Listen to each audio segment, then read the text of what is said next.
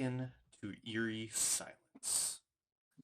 Silence is not just the absence of sound, it is an entity unto itself, an oppressive force that seems to swallow the very air that you breathe.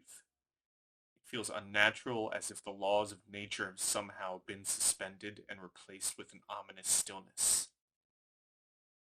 Your eyes open to see the moon hanging unnaturally low in the sky above you. A massive hole pierces the moon as if a spear was thrust through its core. The sight is haunting and surreal, and your mind struggles to comprehend it as questions and emotions suddenly flood your mind. Where are you? How did you get in this alley? And what is this strange feeling?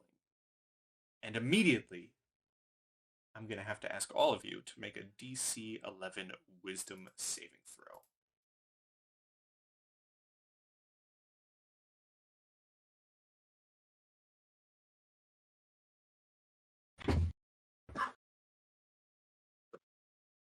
Oh, my bad. I did not mean to do that.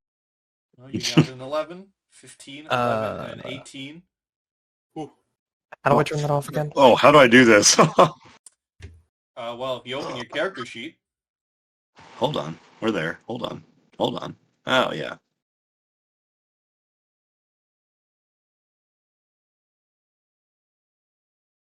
My It's my bad. first time ever using this. It's got some growing pains to it. You'll get it. Oh, A 7. Oh, lovely. wow. Oh, Remember, Twain's make it to the end, guys. yes, indeed. So, now I need to find something for you, my friend, Oh, good. as we're about to have a very good time here together. As we open this mini campaign. What was the skill check again? It was Wisdom, which you already rolled. Got it. So, hold on a second. I need to find something for you, my good friend Twain. Everything's fine. Don't worry about it. We're not even ready. All right. Roll me a D100. Or you could, or I can do it. Your preference. I'll roll it. All right. An 18.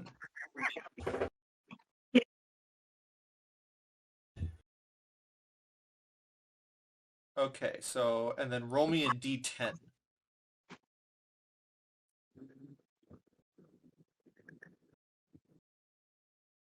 A 10. Wow. Okay, as you stand there and as everyone else gets their surroundings, Twain, the sound of the cosmos drowns out all other noise, closing you into the world. As you lay there or sit there staring up at the moon, you are absolutely deafened. And the silence of everything around you is even louder, as it is just no sound whatsoever. Wow. As everyone else stands there to make introductions, if you should wish. And describe your characters one by one. If you want to start in the back, the Zenith, as Twain is busy having a short burst of madness. Yes. Side note, I cannot see if there's a map in front of us. It is all black. It is? Oh, that's because I've not given you vision. Thank you. I've not given anyone vision. That makes sense. Wow. I can see. I can fight. And as you describe your character, if anyone does have dark vision, please write it in the chat. I don't know. I believe I do. Apparently I do not. I mean, you would think as like a, I'm not using like normal eyes, but no. Apparently I do not have dark vision. While I the think it's silence, 60. while the silence strikes you, I'm gonna put music back on to fit the scene. But Zenith, do describe Oh. yourself.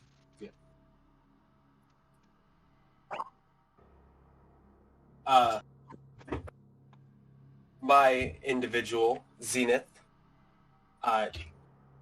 she's a very...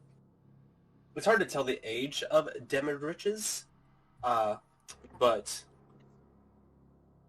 this person comes in at around 5.5 feet tall when they stand up, and then they raise up a few more inches as their feet leave the ground beneath them. They're all of their skin and body completely translucent, and within you don't see any organs or anything. It's just a mass starscape that is all slowly moving around what you would assume to be an orbit that is in the very center of the head, what looks to be a singularity-esque black hole where the brains or eyes would be. She's got on kind of rags, warm clothes that don't look like they're well kept, and has no idea how she got there, so she looks very confused and instinctively a little apprehensive at the other people around. As you come to, we go to the next person, the mannequin. So Pupa looks kind of like, a person, but clearly made of like wicker and porcelain. Her face is slightly cracked. Her clothes look like they've been well kept for a long time, but now are starting to show like wear and tear, like maintenance is no longer being received. Emotionless, like eyes like a doll's, kind of just curiously looking around at what's around, as if here for the first time, almost like a newborn. Well, as you look around, you see the figure next to you, cloaked in darkness. Describe yourself. My character is let's say he's about 5'7" individual. He has a bow on his back with what appears to be a black mask as a face. Very mysterious and appropriate for these lands of Luyarnha. And before you get a chance to describe yourself, Twain, as you stand there in the void of nothingness and silence, and you look around and just hear nothing as the shattered moon is in the sky above you. You see flashes and floods of vision come across your eyes of the citizens of Luyarnha being torn to shreds by bestial creatures, stabbed among the others stabbed among the tops of massive blades, others having their souls torn asunder by geists. And then it all flashes away and you're standing there to be able to describe your character.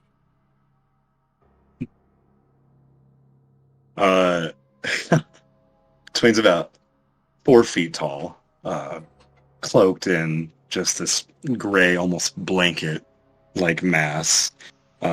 Underneath you see a gray forked tail just slightly sticking out. And where his face would be lies a mask. On one half, kind of like the frowning face, and on the other half, a smiling face. And he is absolutely terrified.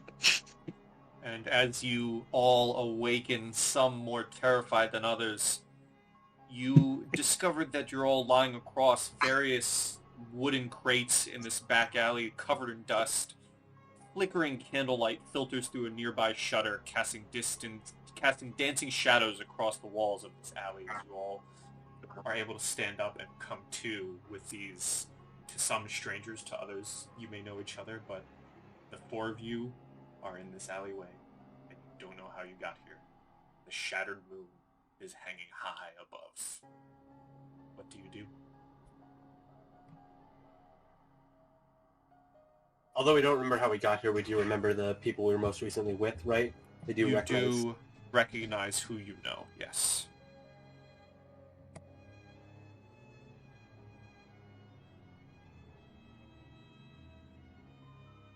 Friends, hi. Twain, are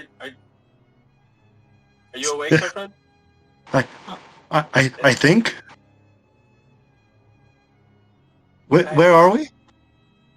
I was hoping you'd know. I don't. Did you see that? The moon is very intense, yeah. Mm-hmm. And what of everything else? Did you see anything else? No. Okay. It's probably did you? probably just me. It's nothing.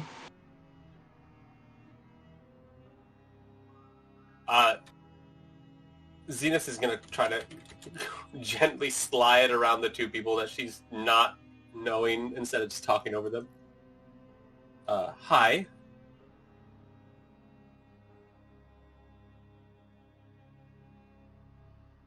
Okay, Twain, we should probably get out of the ditch, yes? Yeah. Let's go. You can lead the way.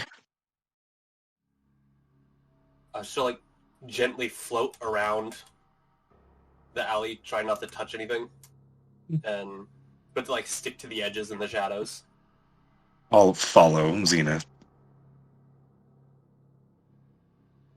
Can I attempt to follow them, like, from stealth in the shadows, if that makes any sense? Sure. You can, as the other two talk, you just disappear into the shadows. You may roll stealth with advantage because the shattered moon. In the meantime, Pupa would be like holding like a brooch to her heart, looking around, and like, what's a moon? As she like follows these people that she has no clue who they are, right? Like,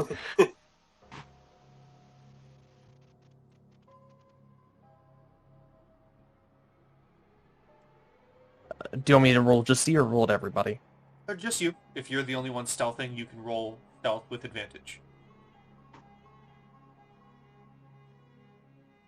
23, so you are able to dip into the shadows and follow.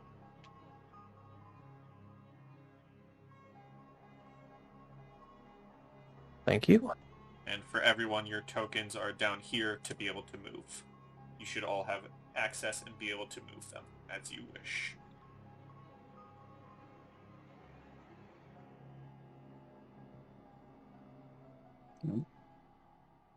Are Eldrinar and Pupa following? yes. Fairly late in the evening. Like, is it like really dark out? It is... Yes, it is dark out. Most obviously as the moon does hang in the sky. And as you approach these dark, the dark market tents, you see an empty city market opens up before you. The cobblestone street is empty except for ahead of you are two figures huddled in the fetal position on the ground among the market tents. I don't like that.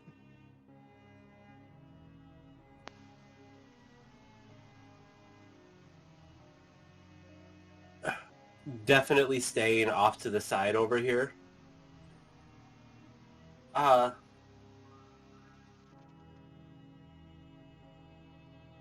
What'd you say they look like? How do they look alive? They just look like two disheveled figures huddled in this fetal position on the ground next to each other.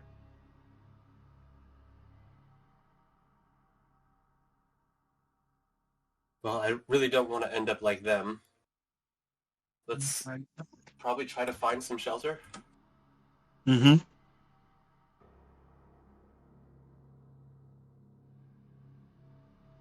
I'm going to try to gently walk around them without making much noise. So I believe that would call, if you're all following, that would call for a group stealth check. I am not stealthing. I have no clue that like I should be stealthing right now. I am walking like it's a normal day. So I should roll for stealth again. Yes, reroll. And under the shattered moon, everyone does get advantage on their stealth. I mean, I'll still roll one. Yeah, see, I don't care. I'm just walking. Well, I mean, you do get advantage.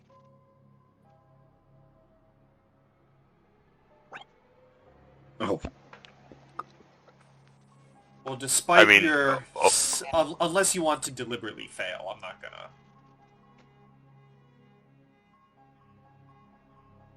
But otherwise, your group are able to find the correct spots, and even if walking in the open, you're able to move around the duo without making any sound. I imagine in Pupa's case, it's moreover, she's just kind of graceful about it. It isn't really that she's trying to stealth, it's just that she's not, like, what would you call that? Like a bull in a china shop about it. Yeah.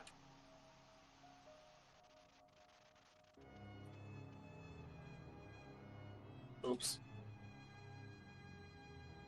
I tried to close it and I hit a... Do I hear any noises nearby? Anything that would tell me that, like, there's a tavern or anything nearby?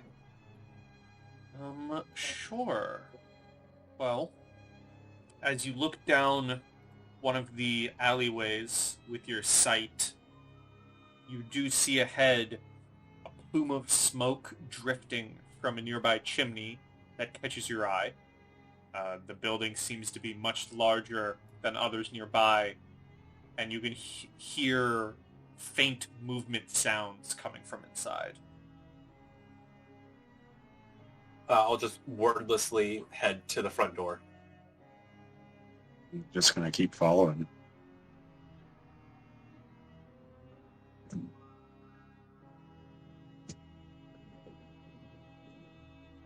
You walk up to a house that is heavily barricaded. The doors have wood planks hammered on. The windows are shuttered.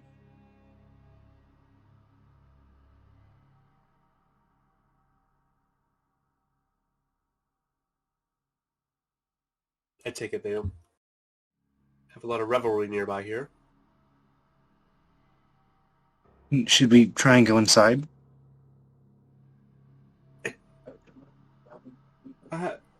She just looks super apprehensive. It's like, I don't really feel like it's the best to just go breaking in. They obviously don't want visitors. We could knock. But I mean, if you don't think we should, then we shouldn't.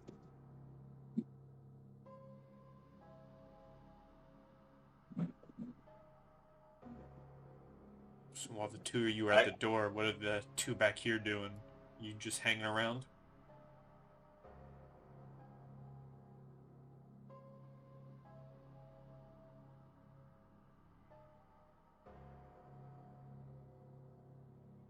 There you go. Sorry, I'm multitasking.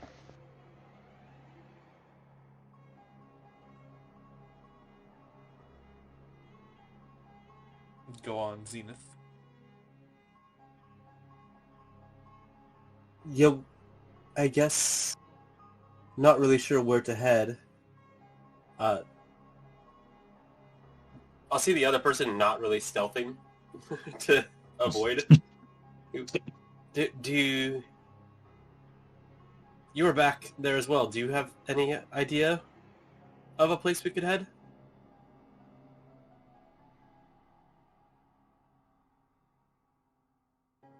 I'm not familiar with the streets we're on, but...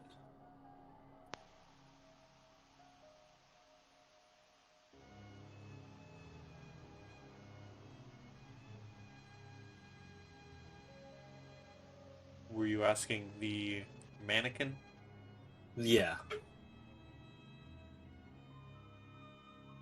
You ask me where we're at? Or if you just have any idea where we should go. Because I just have noticed tailing us. I mean, I'll take a look around, like, let's see, what would you want me to roll? You would roll a perception check with disadvantage. Okay. Beep. That is 11? performance. Oh, that was performance. I'm sorry. I was one off. I'm sorry. Oof. That's you do not recognize these streets. You do not know where you are. She shrugs. Could I assist with the perception check as well? You could certainly try a perception at disadvantage.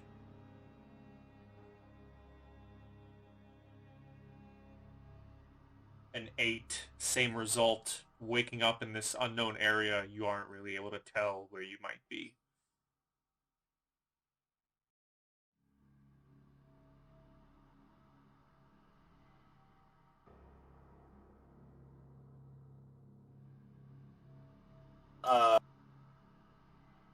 I guess we'll just start wandering the streets, or do you just want to hunker in until morning comes? I mean, I think it'd be best if we found a safe place. I agree. So I guess stay quiet and keep walking. Mm-hmm. When you mention the words morning, she, like, kind of clenches at her, like, brooch a little bit harder, and she's like, this reminds me of a feeling. Something that I used to know. And then, like, kind of just looks around.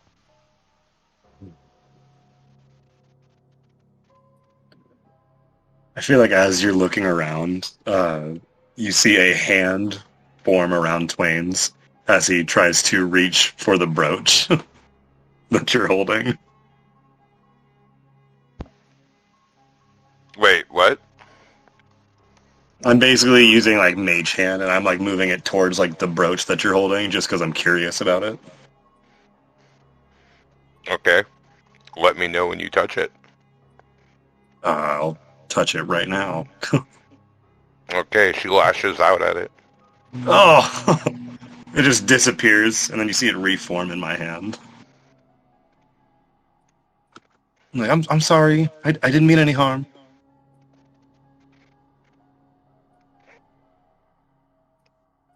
If she could squint her eyes, she would. It won't happen again. I didn't know how special it was.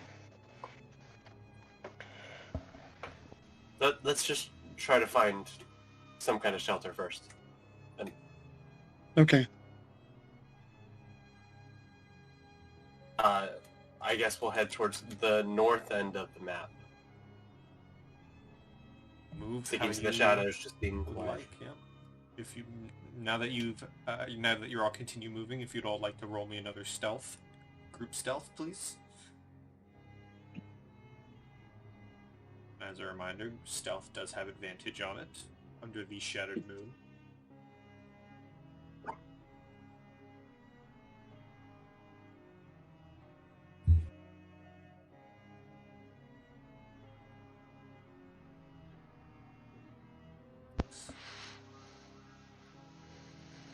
Sorry, did mine go through?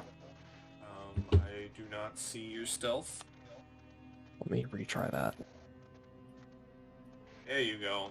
You are able to continue Wow. moving down the cobblestone streets as you look behind yourselves, and you have not alerted the two huddled figures.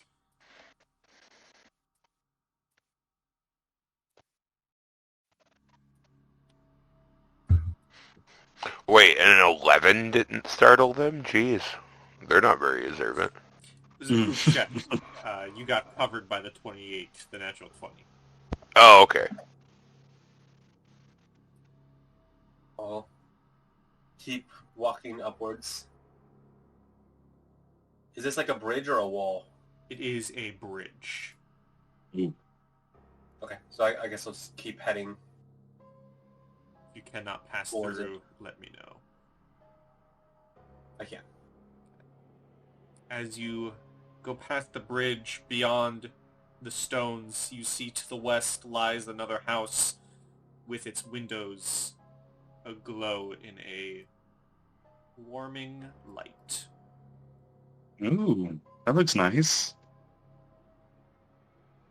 Guess we could give that a try. And Let's go. that's the one to our right over here? That is this one. Oh, okay.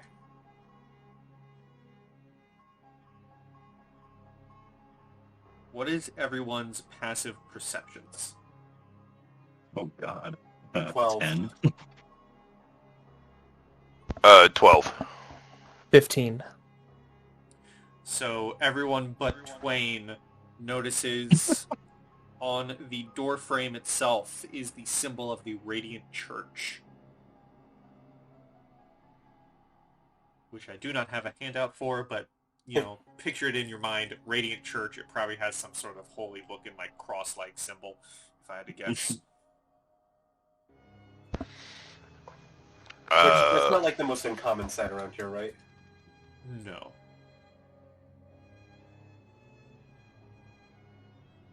And the door's closed, or...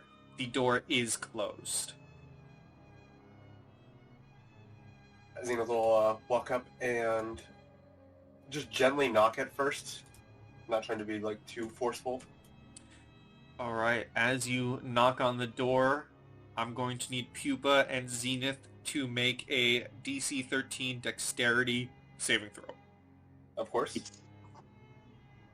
It's exactly what I expected, yes. 6. I don't have advantage.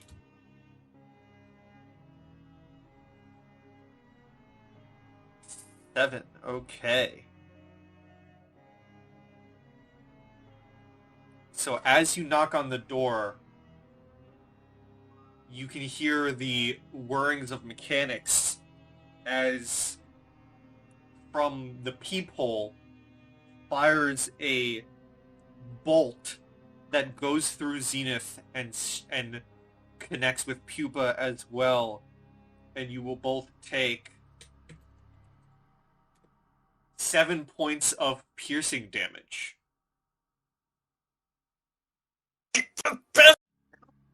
And Zenith! as it stabs into you, you hear a voice from behind the door shout out, "Ah, I got one! That's what you get, you dirty beasts!" I'm not a beast. Just looking for some shelter for the night. I'll take that as a no. And just like turn away and make sure that she's not in line to the people anymore.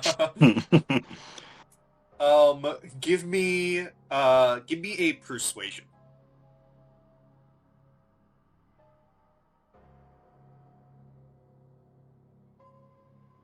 $18. You hear a voice from inside, the voice from inside say,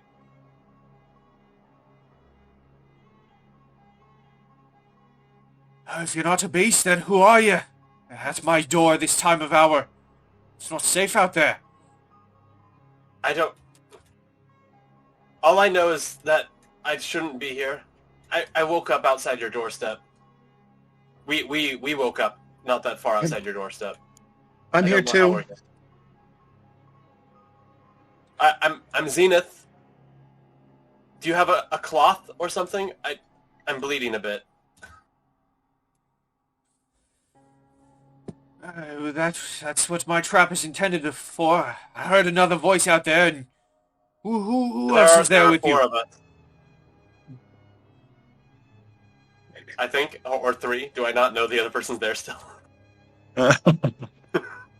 I mean, most of this, despite sticking to the shadows, this area is lit up. You would know Eldrinar is there with you. You don't know who he is or who they are, but you do know you do have a 4th with you.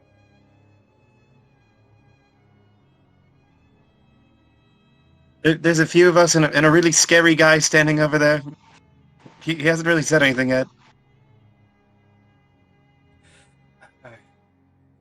How do I know none of you are afflicted?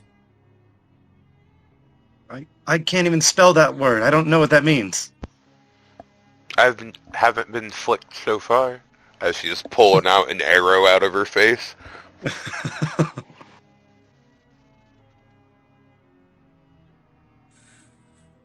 You truly do sound clueless. All right, come on in. And you hear the sound of what can only be, in this setting, a comically, abundant amount of locks being unlocked. You hear the first one and you think that's normal, but then you hear the next, but then you hear the next 6, 7 locks being unlocked, and before you see a older dwarf, dark, sun-darkened skin, milky white hair.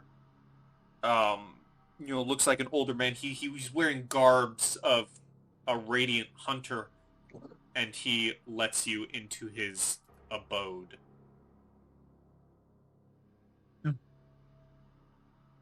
Thank you, friend.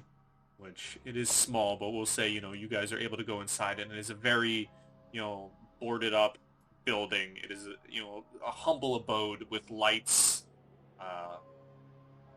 and this setup, and he waits for you all to enter, and then he locks the door, the 7, 8 locks once more, and you can see him ready the trap in the peephole again. He sets up this mini bolt launcher.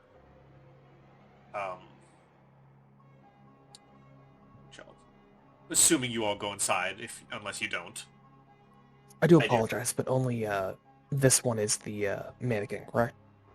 Pupa is the mannequin, yes. Okay, thanks. Put you all inside, and then he locks the door, and you see him take a seat on this old-looking, run-down rocking chair.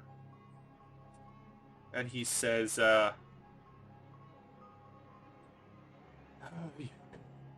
can't have you staying here long.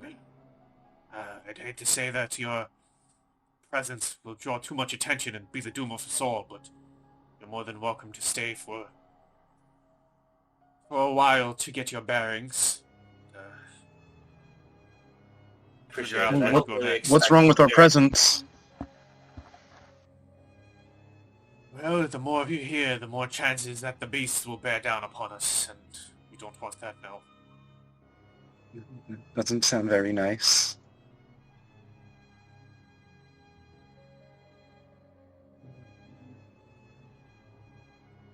I do Nice. appreciate I the think shelter. someone was nice to me once.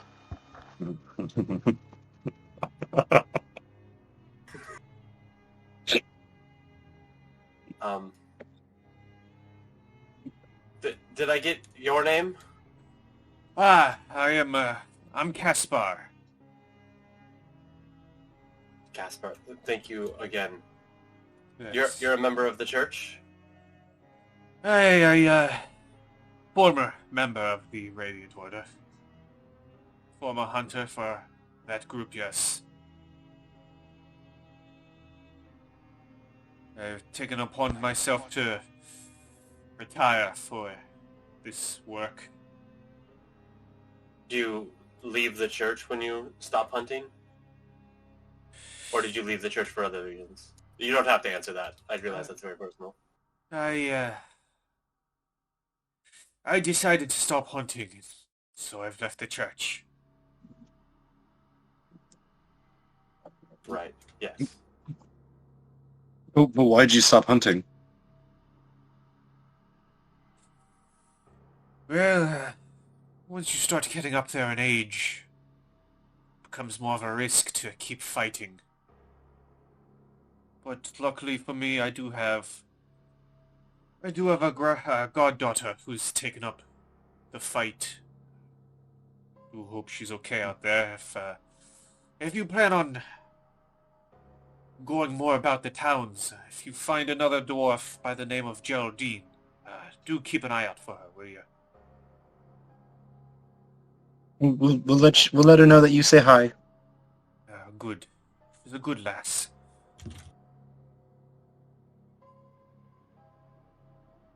What was the person's name? Geraldine.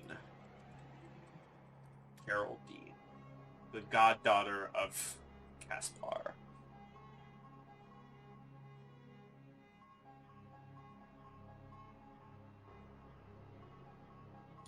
And I feel like Twain's going to be comfortable enough to kind of like try and start walking around a little bit more.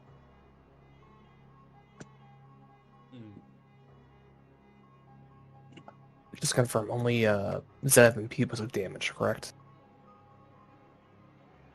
Yes, they got struck by the bolt, which, Caspar does see the damage on the both of you, and he would hand over a rag since you asked for one, Zenith, but he looks over at Pupa and says, I am sorry I'm not one to work on mannequins. You'll need someone else for that. It's okay. You dropped this, by the way. She hands back the bowl. And Eldrinar put his hands on Pupa's shoulder.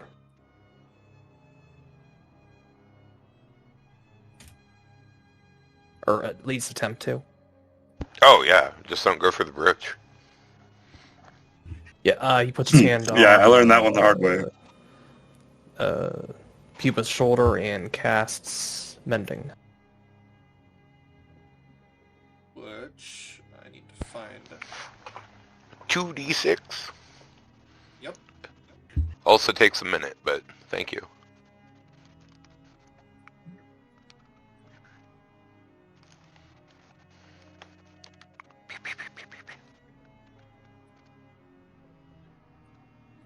Yay! And as you are healed up, Caspar looks at you all and says, "Oh, what are you doing out on the streets during Geistnacht anyways?" Geistnacht? Oh, What have any idea what that is? I have no memory of that. He looks at you and says, "Oh, you're that clueless, are you? And it's even more dangerous for you to be on the streets. When the moon is overhead like this, the spirits or souls of the moon come down into the city streets and try and pluck up anyone they can find during this event we call Geistnacht."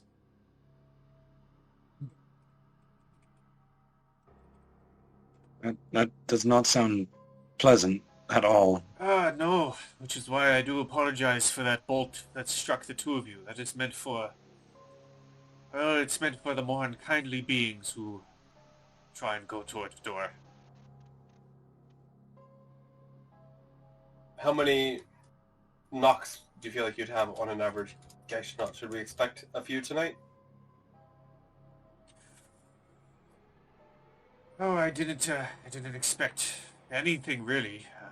I'm amazed you even knocked on my door.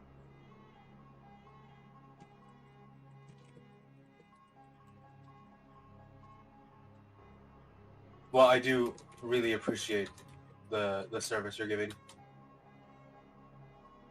Yes, well, fortunate for you that you aren't beasts. Or geists. Is this usually just one night? Will it be over by morning? It would be. Come morning, all should be safe, yes. But it is dangerous during the night. I apologize again. I really cannot have you staying here for long, but I hear that, the cathedral is taking refugees. Father Hawk, the man there, he takes refugees in every Geistnacht. If you need to stay somewhere for tonight, I would suggest making for the cathedral as soon as possible before they close their doors. It's probably soon, right? Who knows? The good father tends to be one to risk his neck for the others. You could be arriving just in time. Do you know him personally? Well, he is a member of the Radiant Church, so I'd say so.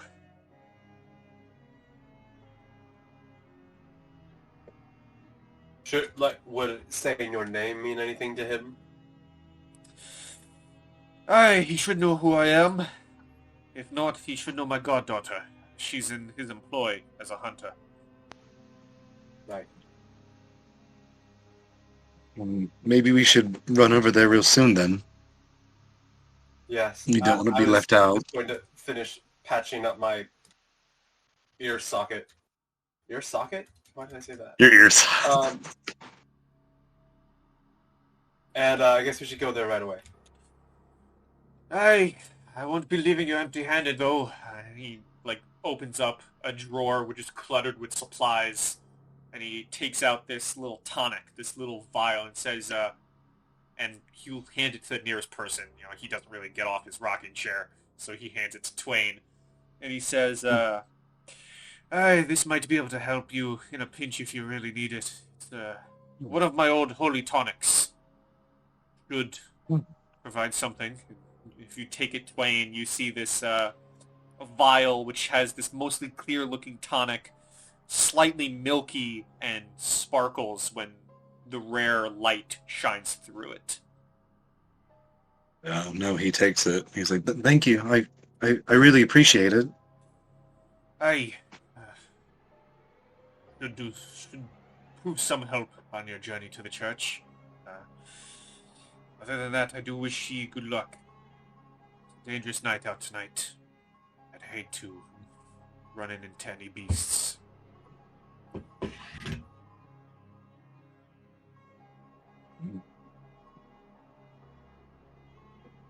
Again, our appreciation cannot be understated. I appreciate you risking a lot. Just even see us. Aye, of course. He kind of gets up and says, stretches back. Well, if y'all patch up now, I'd be making for that church. And he goes to the door and starts unlocking, the 7-8 locks. He disarms his trap and he says, well, I'll only open the door until you're ready to go, but I'd suggest leaving as soon as possible. Got no holds. You all ready? I'm ready. Yeah. All right. And he opens the door and says, good luck. Be on your way. Stick to the shadows if you can. Well. And, we'll head out the door. All right. As you all head outside, you hear the sounds of the locks locking once more and the trap being armed. And you begin making your way towards the cathedral, which I will say Caspar would have told you a general direction. Right. And as you begin walking the city streets, would you all like to give me a stealth check? Yes. Yes. Absolutely. I'll assume advantage. Always Ooh. advantage. Whoa! Alright, again, the natural 20 will cover the low numbers. Wow. As you walk the streets, passing dilapidated buildings, you quickly stick to the cover, and as you walk past an alleyway, you can see these two floating Geists, these half, glowing green, humanoid-like, translucent figures. And as you pass the alleyway, you can see them essentially ripping the essence out of two Luyarnhian citizens as their souls, more or less, are sucked and ripped from their pores and their body. I don't like that. You are able to... I say shelter is probably best. You're able to I'd continue rather- moving. Sorry, go ahead. No, I'd rather not be like them. roll me another group stealth, please.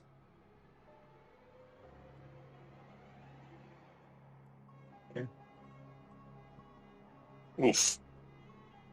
Okay. Again, you're able to stick to the shadows, darting between alleyways, heading your way to the cathedral, and you see, again, now in an open thoroughfare, you can see these creatures, these humanoid creatures, perched upon these rooftops. They're half human. They look like humans twisted. They have these bloody feathers ripped from their backs, and their faces are beak-like as they stand on these rooftops in this almost plaza-like area and caw down at the ground as if they're communicating. But you're able to skirt the shadows and find your way around them.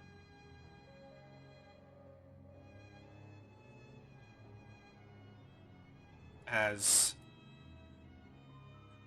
you continue your path, the howls of undead and other creatures growing louder and more frantic around you as you make your way further into the city. The air begins to thicken with the stench of fear and panic, mingling with the smell of a nearby burning home. You have found the plaza at the city center looming in the darkness ahead of you. A sprawling maze of dark alleys and buildings pass as you head there. As you're walking, you hear terrified screams come from the plaza, and you can see a crowd of ethereal spirits emerging down the street from where you just came. As this roiling shock shatters throughout the city as if an earthquake just hit, or the blast of a nuclear bomb, and I need everyone to roll me a DC 11 Wisdom saving throw as an aftershock of the shattered moon just rolled through the city. That wouldn't be advantage, that would be basic, correct? It would be basic. I have a question. Actually, you're all humanoids, so you gain advantage on saving throws against madness, and this is technically a saving throw against madness, so it would be an Let's advantage go. for everyone. You said Okay. wisdom?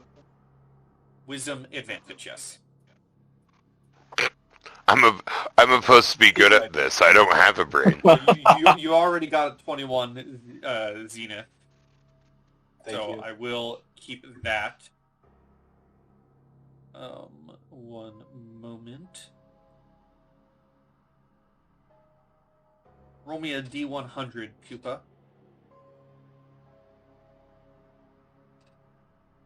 I'm convinced you are all my enemy. No, I'm joking. 37. Now roll me a D10. Convinced you're only the enemy. You are convinced everyone is your enemy. No. As you're walking through as you're heading towards the plaza, the madness that has overtaken you bursts forth as haunting screams inside your head. Your scream has become so loud it can cause damage. As a bonus action on each of your turns, you can scream at a creature you can see within 30 feet of you. If the target can hear you, it must make a DC 13 con save or take 1d12 thunder damage on a fail or half as much on a success. Wait, I just have that now?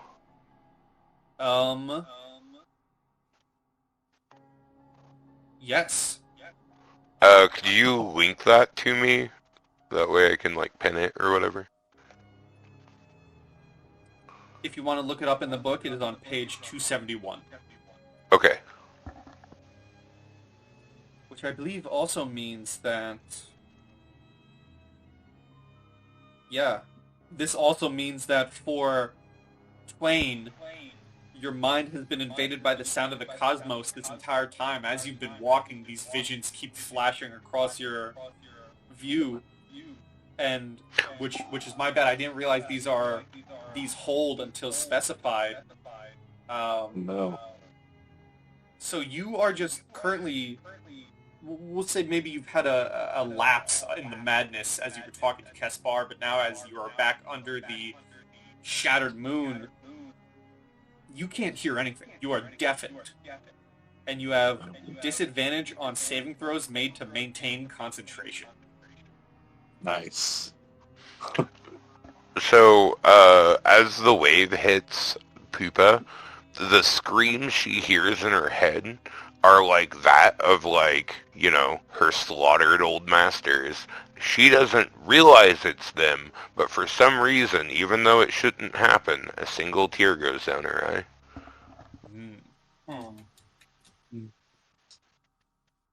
And as you are taken by this aftershock, all of you feel this blast. If any of you have immediate reactions, it is quite literally like the blast of, a nuclear bomb just went off. This wave of force just went through the city, and you felt it in this aftershock.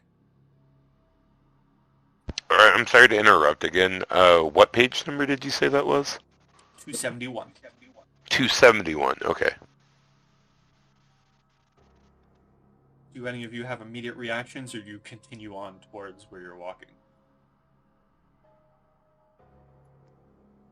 Can I do a perception check? Well, I was like, would I even be able to tell? You'd feel it, you wouldn't hear it. Okay, well, and probably just Eldrinar, yes, you may if you... what are you looking for? Just anything that seems off, if that makes sense. Sure. I mean, given the entire city seems off. I was gonna say, you know what I everything, mean. like on the basic, everything seems off. It's another Tuesday. What do you mean? But you may make a perception, which is at disadvantage. A 19? I mean, Wow. if you're looking for specifics, you do notice that the further you get towards this plaza, the further you're getting away. Despite these beasts and geists flowing down the streets, the plaza you're walking to seems to be void of anything. Like it's a safe zone almost. Or everything already died. One could take that. Point.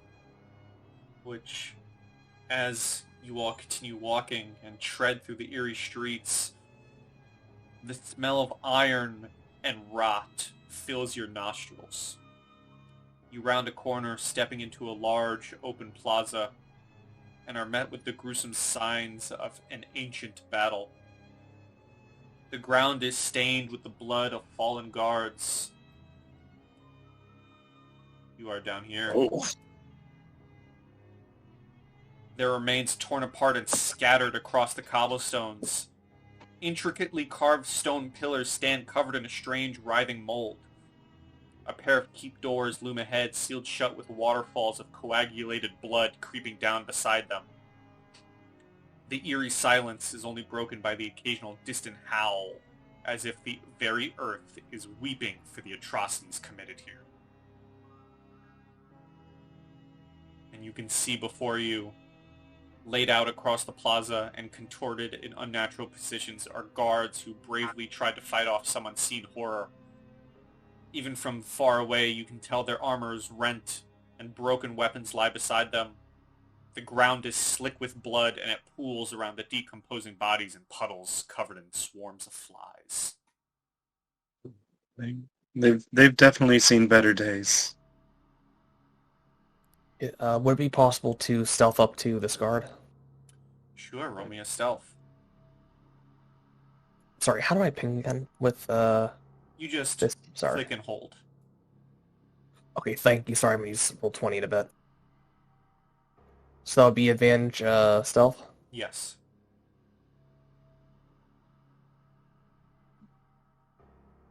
He's walking up and move up. gonna talk to the people next to us. This was the bastion we're supposed to go to? I hope the people inside are faring better, right? Right? I mean, I would hope so. I don't want to see more of this.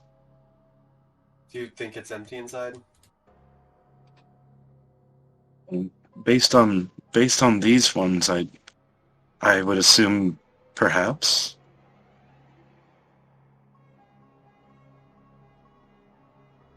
I'm gonna walk up here. I keep my distance in the back from now. All right.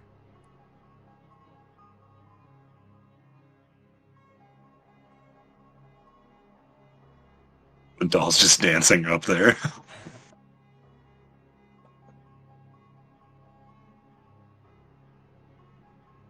All right. Eldrinar, as you inspect the guard before you, just off general views, you can tell that the remains are rendered and asunder. You can see jagged claw marks have ripped through this guard. And for everyone who goes by these guards, you can see some of them have rendered and broken swords. Some of them have spears that have been split in two. Something cut their way through these guards. Does it seem like they have any gold or any money or anything on them? Are you taking your time to investigate them? Yes, I suppose. Are you just investigating this one, or do you think you'd be going between guard to guard? For right now, this guard, and depending on that, I guess I would go to guard or just skip them. Okay. As you spend some time looking at this specific guard, you rummage through his pockets and you find 3 gold pieces. I will check guard to guard. Okay. As soon as you started walking up to the second one, I think we might have time to do this later, right? I really don't want to be standing out here in the open.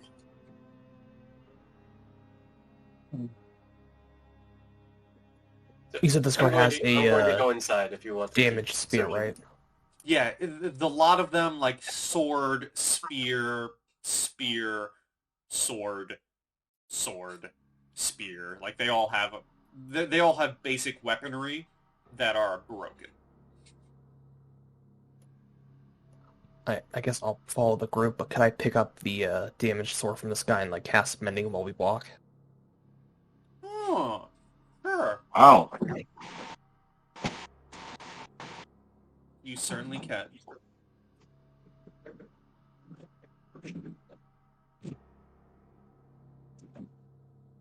I'll assume a longsword.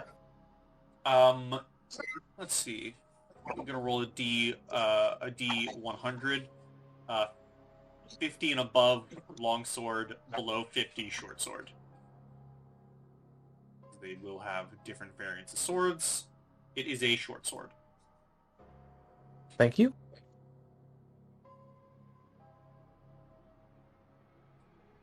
So as the masked man picks up a broken sword and begins putting it together, Zenith, Twain, Pupa, are you guys continuing down the plaza? What are you doing?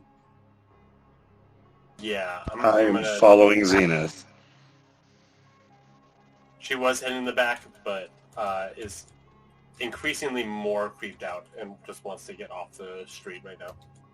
Okay. Well, feel free to continue moving.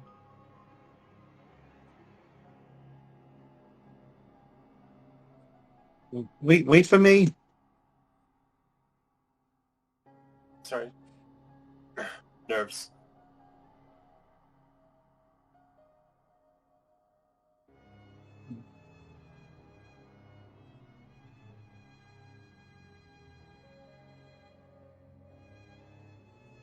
So I'll head to the right stairwell.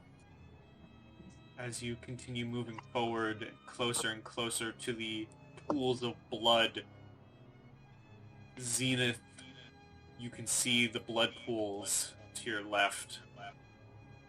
And all of you can hear this ear-splitting wail as bursting from the blood pool are 2 Geists with their sights on you. And we will roll our first initiative. Oh, God. Oh!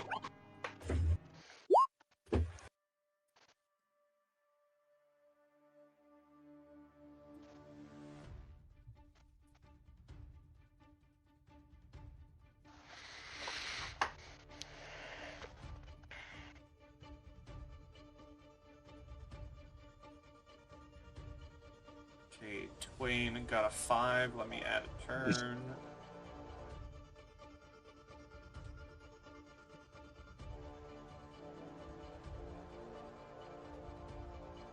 Okay,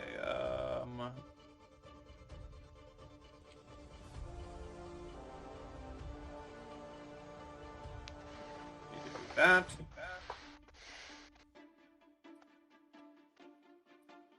Alright, Pupa, you are up first. So Pupa will take a 5-foot movement and like put her hand on the shoulder of Zenith and then remove it. As she removes it, I am using my... is up here. Oh, wrong one. Bear. I forget your name, I'm sorry. Eldrinar? Eldrinar. Eldrinar. Okay, sorry. Puts her hand on Eldrinar's shoulder and then removes it. As a bonus action, I initiate ethereal strings. As a bonus action, I'll just put the thing.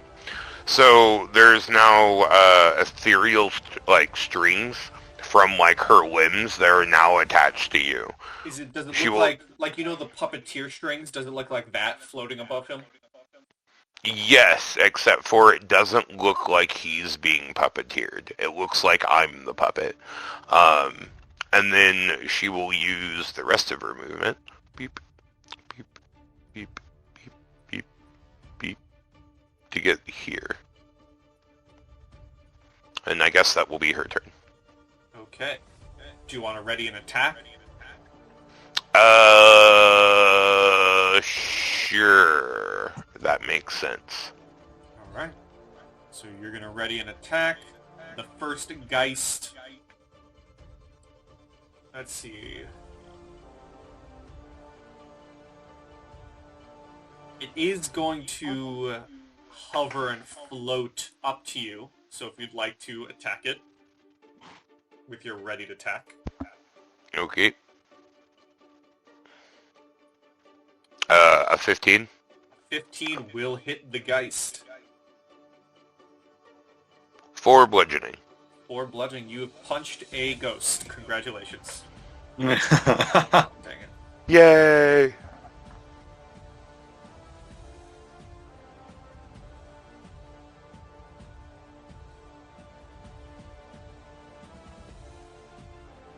Alright. You managed to hit this ethereal figure, and it looks down at you, and it doesn't much appreciate that. And let's see, because it's in its material form, so you are able to punch it. It doesn't do as much damage as you'd like, and in its material form, it is going to try and reach out to you with a rotten hand. And does a 14 hit? She, like, leans out of the way just a little bit, like, kind of smoothly. Alright, misses. Zenith. Alright, so I apologize for the word vomit that's about to appear on screen. But, startled and concerned, Zenith is going to point over at it and just go, oh, fuck, oh, fuck, oh, fuck. And the singularity in her head flares momentarily. Like the event horizon around it gets a lot brighter. And then it suddenly dims, and a large black sphere appears on the ground beneath the Wraith, you said it was? A Geist. Geist. And she's using Voracious Void, and it's very long. Most of it is... Oh my god. It's very long. Most of it's not being used. Right, the big thing... I don't really have a void for you, but I do have this. Black spots. Perfect. Wow. It doesn't say that it needs to be an unoccupied location, so I just want it to grow around the thing. Alright. And, like, attempt to consume it.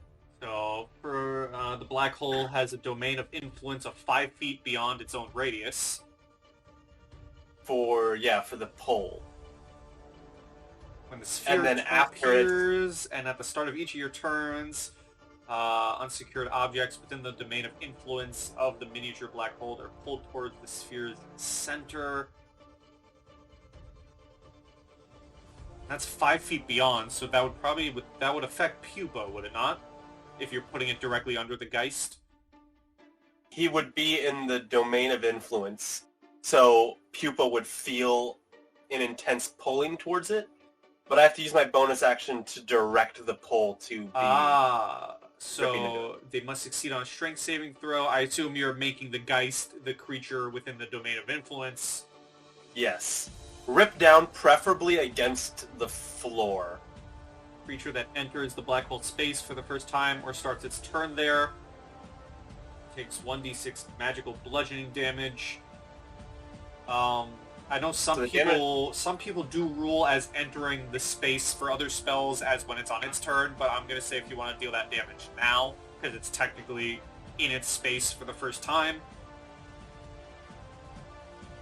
I'll just do it on the start of its turn. I want to keep it consistent for how we're going to do it for the rest of it. Okay, fair enough. And then, but I would like to try to pull it down. The spell I want to use says it has to be against a grounded enemy, so I want just to get like a corner of the Geist to at least touch the floor a little, because I know they're hovering. So can I make a strength save? To try to like yes. touch the ground? Okay, strength saving throw.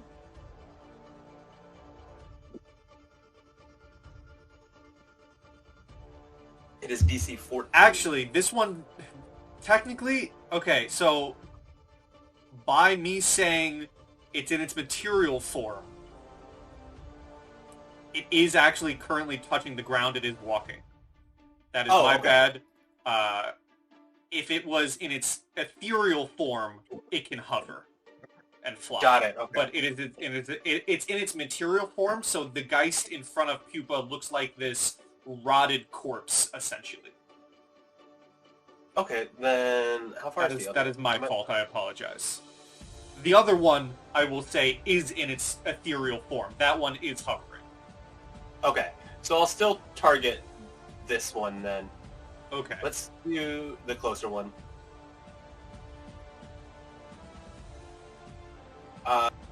Yeah, so I'm going to cast Gravity Spike at it. Okay. And it needs to make a dexterity saving throw or be crushed by intense gravity for a moment. Oh boy. Dexterity saving throw. An For 11. max damage. What does this look like?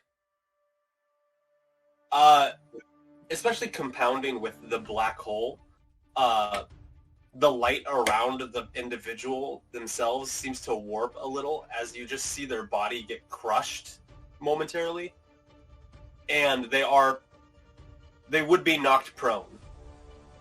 They would be. If they're not immune to it. Let's see here. The Geist, even in its material form, it is immune to prone. That makes sense. So it gets crushed and supernaturally doesn't get knocked over. Yes, but it is a being under Geistnacht, after all. True. I knew exactly what that means. Yep.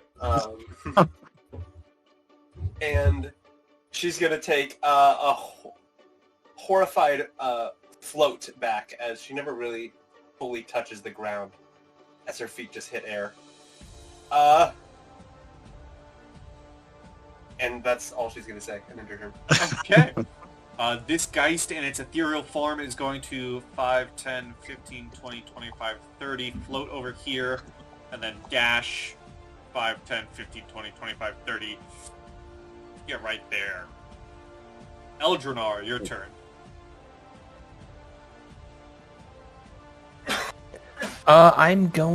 Seeing this one here, I'm gonna hope someone can hold it, and I'm gonna take a longbow or a short bow shot, 'cause that's all I have, at this one. Okay.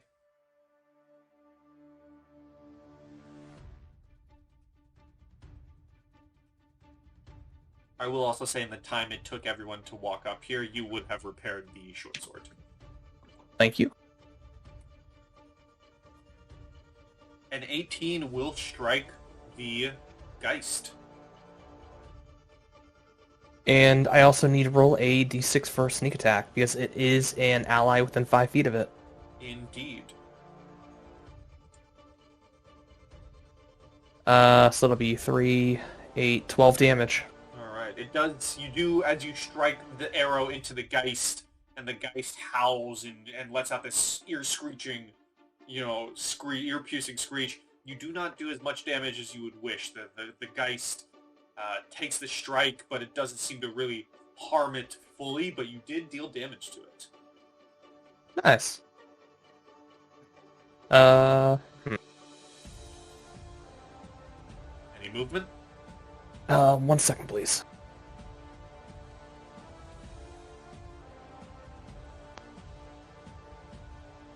Quick question for Pupa. Ethereal strings. If I move like 15 feet, then you can only move 15 feet, or is it you can move 30 feet? No. If you move 15 feet, I can use 15 of... Yeah, whatever remaining movement you do not use. God, well, I gotta move at least... No.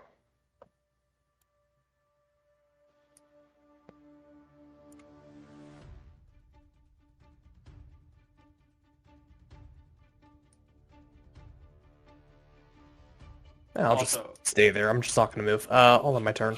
Alright, these are also pillars, As by the way. As a reaction to him not moving and ending his turn, the strings do like a little like whiplash off of him. I will take the attack of opportunity, and she like does like a little like cartwheel this way. Oh. Okay, so they are going to try and hit you with their rotten touch. 21. Oof. That does actually hit. 10 points of poison damage. I am immune to poison. Well, then there you go. You are not affected by the rotten touch. You can... It's just like a splash across you. It doesn't even get into your mechanics. Twain. Right. So Twain is terrified right now. He's gonna try and run to be a little closer and away from danger, closer to his companions, and he's going to cast Vicious Mockery on this guy. Which one? Vicious Mockery on... Hold on. I'm accidentally ripping my tab open. That guy. This one, okay. Yeah. That's a DC 15. Wisdom save? Believe... Yes, Wisdom. Alright. 9. Ooh, let's go. Takes 4 psychic damage. Max damage. Let's go. Twain's gonna make it to the end. Twain's making it to the end, guys. And that's it has- disadvantage, right? Yep, that is disadvantage on its next attack. Yep. Sweet. And then he'll move just like right here, just in case. And all on my turn. Okay, on initiative 20, at the bottom of the map, another Geist materializes. No.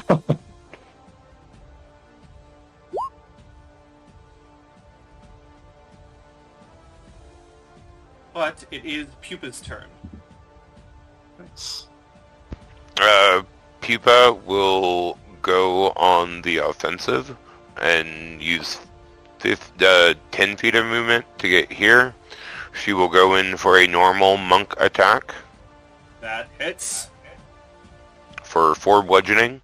And then as a bonus action, after she, does that first punch, like, that, like, Bruce Lee, like, the like iron fist backhand punch Yeah. where they like shake the hand and then like scream for like 20 minutes.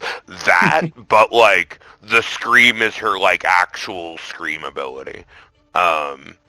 So she will, as a bonus action on each of your turns, you can scream at a creature you see within 30 feet of you. The target can hear you. It must make a DC 13 Constitution saving throw. So I'm going to need it to take a DC, 13 Constitution. 18. Okay, or half as much. Okay, so I still get to roll the damage. So it takes half of 5, so 2. Hey. 2 thunder damage. As it actually is ear-piercingly loud. And this is very funny because as you let out this ear-piercing scream, everyone but Twain. Twain is deafened. Twain cannot hear this scream. Everyone else hears this loud scream, but Twain is just like, yeah, I'm here. Wow, hey. So, which is very funny because, again, if anyone's been talking to Twain, Twain hasn't been able to hear you. Yes. Alright, anything else, Pupa? That was my movement attack and bonus attack. That is my turn. Alright, the Geist from down below. Gonna float in. Zenith. Okay, so this other one was before me, and now it's after me now? Yes, that is correct. So it is the start of their turn.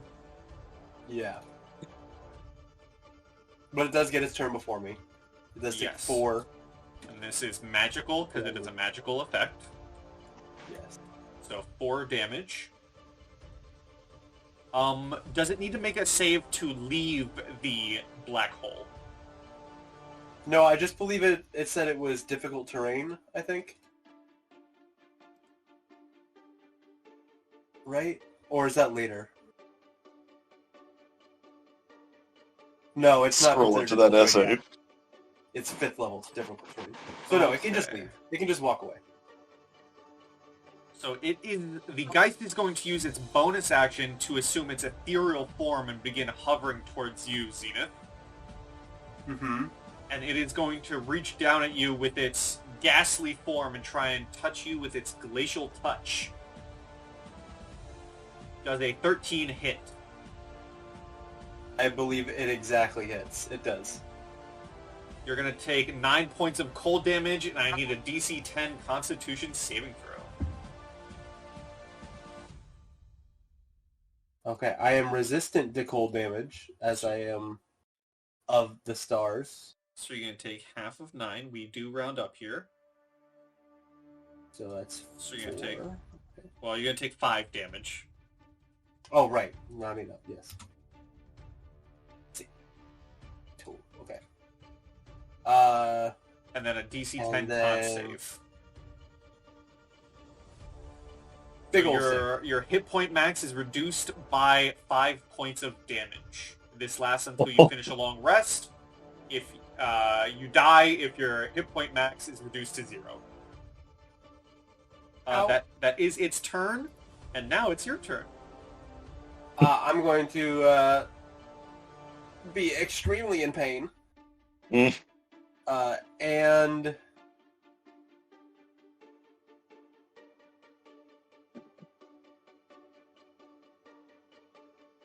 Yeah. I'm gonna... The stars along my skin flare up as they are going to coalesce to, like, a constellation across my cloak. And I'm essentially casting Armor of Agathis. Oh, okay.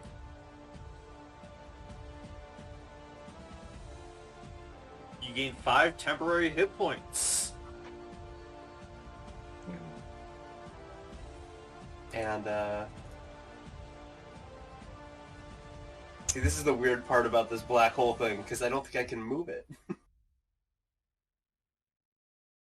I'm gonna scroll up to that essay and read it I again. know. Yeah. Reading comprehension mega test. Oh, you do have to make a concentration save to check, or a That's concentration also check. true. We'll do that right now. It's So the fine. black Okay. hole is still there.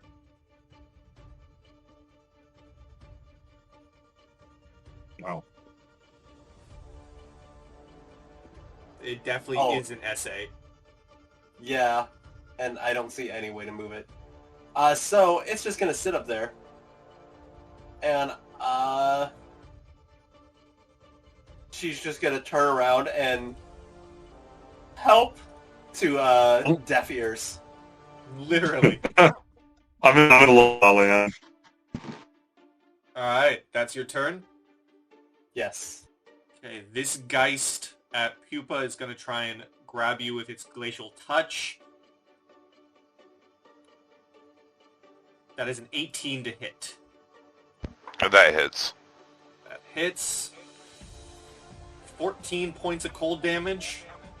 And a DC 10 con save, please. Your hit point max is fine. That is its turn. Eldrinar. Seeing it seems like Pupa has it pretty well in hand. Or, how damaged does Pupa look? Pretty damaged. Like, she looks like she's pretty cracked up right now. Like, something about that last hit kind of really, like the porcelain did not respond well to that. How damaged does, Zenith look? There's quite a bit of blood dripping from her body. And this, dude here, like, he looked like he's still pretty hurt, not really hurt. This one? Yeah. This one looks like it is fading. Or it's starting to fade. Okay, Eldrinar, thinking that if he gets rid of him, then they can morph, so assist with getting rid of this one, he will take a shot at this one. This one up here? Yep. Alright. E. 10. 10 will miss. Dang.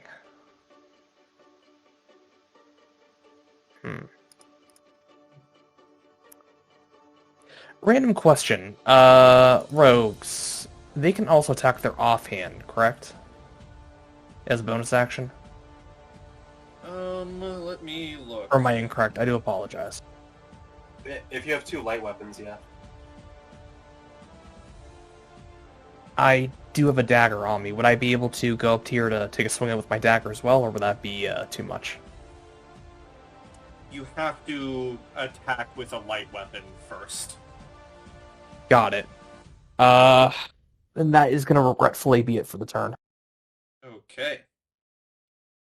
I also forgot to describe these lovely things here. These pillars are large iron wrought pillars that loom over the plaza and partially block the moonlight, and a thick layer of pink and red mold resembling raw flesh covers the stone. Oh, yum. Cool, thank you very much. You're welcome. Twain, it is your turn. Oh, Twain is visibly freaking out. He's like, get away from my friend! And he's just gonna cast Vicious Mockery again, but this time on the one closer to Zenith. Okay. Oh my god, I can't believe I forgot. An 11 Oh, what'd you would, forget? An 11 would have missed Pupa. Pupa, take back your 14 HP. I'm so sorry. This one had Vicious Mockery on it. Oh, Oh Okay. shit! I'm so sorry. It's huge! that's huge. Let's go, Bard. Alright, I'll roll the other one's wisdom save. It gets a 4. Yeah, no. Let's roll some damage. Huge damage coming up. You jinxed yourself, man. But it did get viciously mocked. What do you say to it in your deafness? I mean, you can't even hear your own insult. I'm. He's probably just like, get away, you green bastard! Alright. Any movement? No, he just took a step back over here. Okay. So if that's your turn then, Yep. on count 20, another Geist enters from below the field. Oh, no.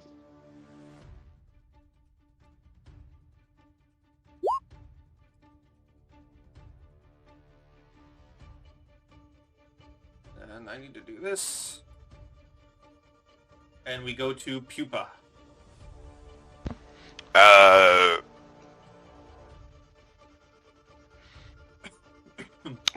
Pupa is going to blindly attack. Does a 21 hit? 4 damage. Okay. And then bonus action scream, so Constitution. Constitution. 9. Ah, yes, full D12, baby, let's go. 7 thunder damage. Alright. As she screams in its face. These attacks aren't doing as much as you hoped, as these are ethereal creatures, but you still are getting damage through, and this one also is starting to kind of shimmer, as if it is struggling to keep its shape. And if that is your turn,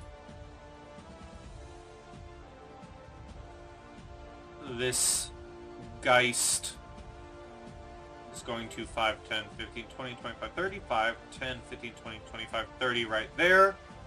Oh, no. This Geist, we already said, comes before Zenith. And this one did turn into its ethereal form, so it is going to try and touch you with its glacial touch at disadvantage. Yes. Does a 20 hit. I believe so. Just misses. That is 14 cold damage. Half to 7. Half to 7, and a con save. My temporary hit points eat a lot of it. Oh yes, that is true. And does your True. armor of Agathis pop? It does. It deals 5 cold damage to it, which I have a feeling won't do a lot. Yeah, as the cold blasts over the ethereal form of the Geist, it is unaffected. Yes. But hey, I had more health. But you're not dead. That would have killed me. Or dropped me. But it is your turn.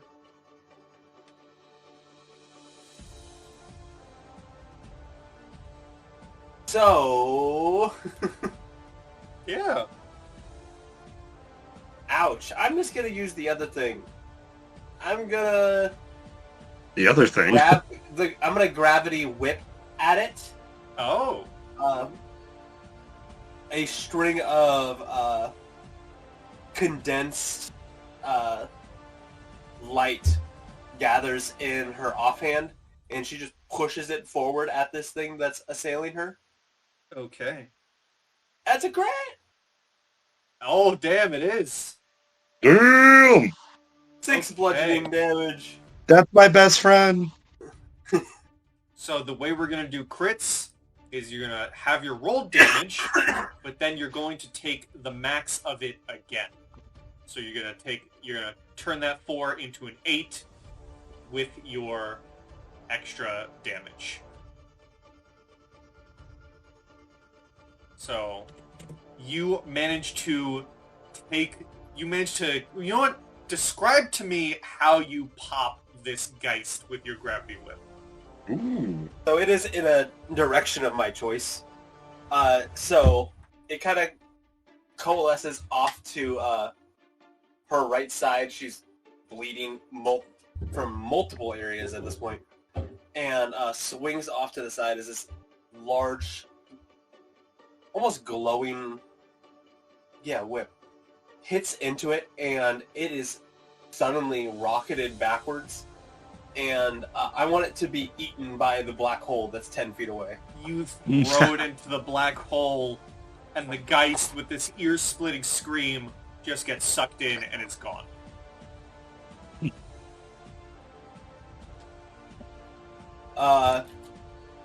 More, more just keep coming. Maybe we go inside? I agree. I like that. Wait, I can't hear you. Never mind. Wait, I forgot about that. And without waiting for confirmation, Zenith is running towards the stairs, Okay. stepping on the air beneath her. The Geist down below 5, 10, 15, 20, 25, 30. 5, 10, 15, 20, 25, 30. The Geist above is going to try and glacially touch Pupa. No disadvantage. That is a 17. That hits.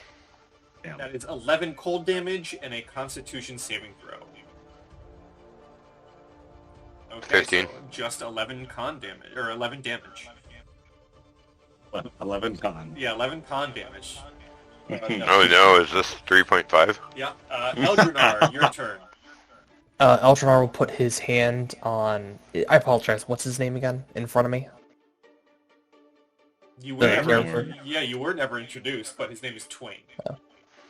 Yeah, you're kind of Eldrinar you're puts it- creeping. he just puts his hand on his shoulder. Oh. And then Hi. points to the other ghast. Oh, okay. And I take a shot of the ghast. Which one? Alright. Because that thing needs to die and we need to run. That will hit. And let me roll sneak attack. I imagine as he goes to like That will pull be back. 15 damage. Sorry for Nice. interrupting. Oh, I was just saying, like, I imagine as you go to pull back your bow and shoot at the one, like, in front of Pupa, she feels the tugs on the strings and just kind of, like, leans out of the way. The arrow strikes the Geist in its ethereal form, but having resistances, the Geist is not fall. It looks like it's about to burst, but it is still floating there in front of Pupa. Any movement, Eldrinar? Yeah. Eldrinar is going to use a bonus action to dash. And if I'm correct, dash, it does double its movement speed, correct? Yes. So I'm actually going to move 30 feet while leaving an additional 30 feet for Pupa to use if they need to. Yeah, because dash is essentially a second movement, so if you dash, you still have your base movement. Yep. Alright. And I can use it as a bonus action, which is nice. Yeah, That's it. Twain. Sorry, what? Twain, it's your turn! Twain! I'm gonna pull a classic me, and I'm going to cast Vicious Mockery again Of on the one course. right by Pupa. A 17. And, oh, okay. Well, I'm gonna be like, oh, I'm sorry, and then I'm gonna run because I see everyone else going. 15, 20, 25. Alright. Count 20. Sorry, Pupa. A new Geist enters the field. No. Oops. That's not what I want to do. And Pupa, your turn. Pupa will attack the one in front of her. Alright. Does a 14 hit? It does, and you will kill it. Okay. However, as you kill it... no, it's in its ethereal form. Never mind. It does not explode. Congratulations. Excellent. So after it fades away, she's going to use... wait, that's 10. Her 40 feet to get back up to here. And then she will end her turn. As a reaction to her ending her turn, she will then use the 30 feet she has remaining from Friend to get to there. Yes, from Friend. Alright. The Geists move 5, 10, 15, 20, 25, 30. 5, 10, 15, 20, 25, 30. Oh, 30. So a Geist gets up on Eldrinar, Zenith, or Zenith.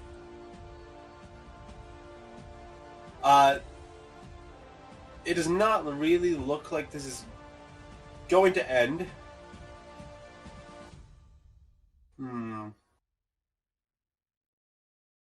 Yeah, I can't really help out with all that. Because it's floating, right? The one here is in its ethereal form, so it is floating. It is hovering above the ground.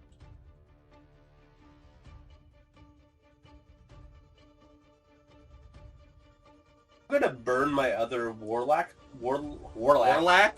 Karlach. My other warlock spell slot, just to reuse my black hole, and just place it right behind this one to try to rip it off of their back. Ooh. So a strength save from it, please. Strength save. 3. So it is pulled 5 feet back and is in the middle of the black hole. Indeed it is. Alright, moving? Yes. I'm gonna dash. Okay. So...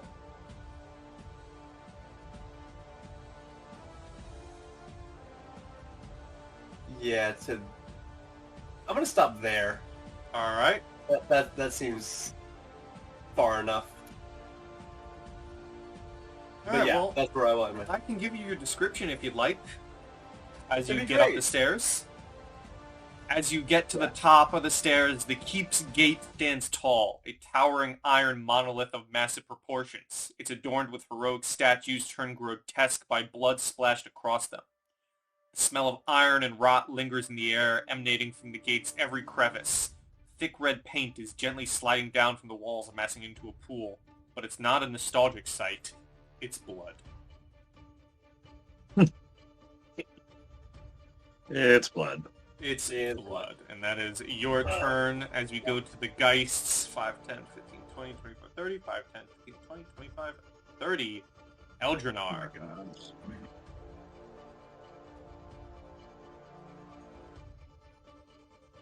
I'm going to move 30 feet.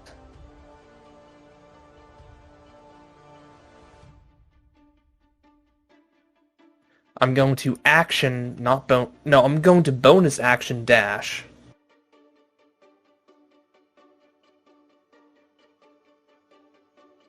And then I'm going to action dash. Okay.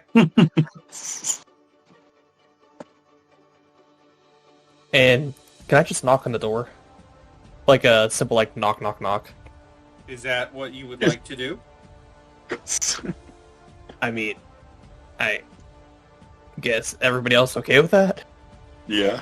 Just Can't object. just super calm, just like Actually, no, I do the one where it's like, what is it?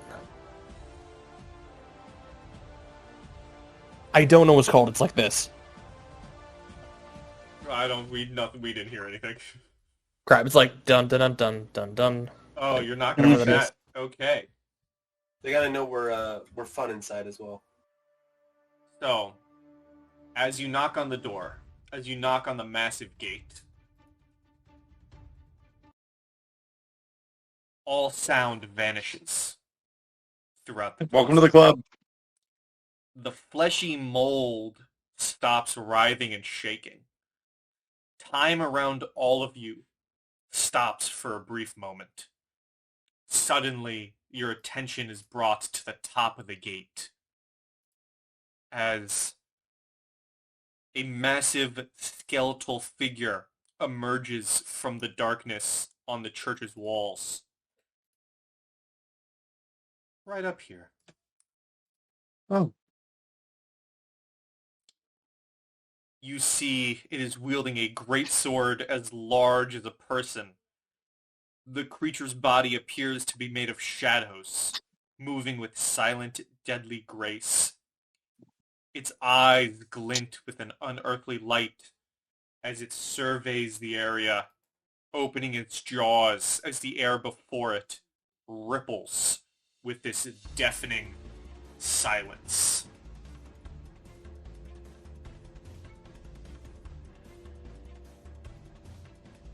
And that, my friends, is where we're going to end the session.